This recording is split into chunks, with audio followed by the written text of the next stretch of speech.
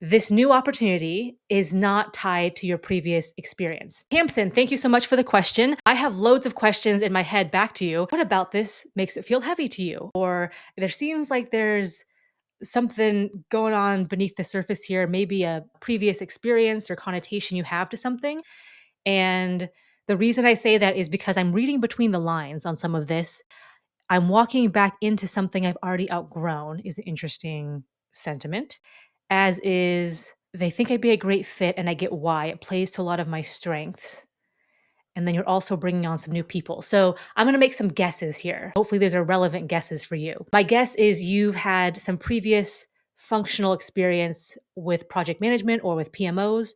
And maybe that was like your functional expertise. And maybe you took the chief of staff role to try to get out of that, to try to broaden your scope or be more strategic about things, get a broader scope of the business and lift yourself into a strategic leader. And so this might feel like a backslide into like, hey, like we're going into PMO territory. And I don't like that. So the first thing I would say there is this is not that. This new opportunity is not tied to your previous experience. What do I mean by that? Clearly, like it is in like a practical external way. It might be leaning on you for like, hey, like you probably know how to do this well. It plays to your strengths because you've done this functionally.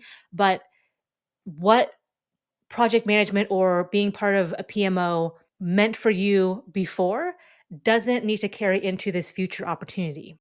So separate those two things in your mind. A lot of times chiefs of staff go, "Oh, I don't want to be pigeonholed into this thing." And I totally get what they're talking about. And in some cases, you do have to guard against that. But this actually sounds like it's pretty open ended, meaning the CEO and COO are coming to you about this project. And the idea about it is sort of building out a mini PMO function. That doesn't sound totally concrete. It doesn't sound like, okay, here's exactly what we want. Here's how it has to be. They're not coming to you with that. It sounds like they kind of have this idea. It might add some more rigor to the business, and they're leaning on you as their chief of staff who has the added benefit of being involved with the PMO previously. And you might be able to help craft that. You might be able to help design that. So it's like, I have some reservations about what that meant in the past. Let me, number one, separate that in my head. The past experience doesn't have to dictate what that means for me going forward. So, number one.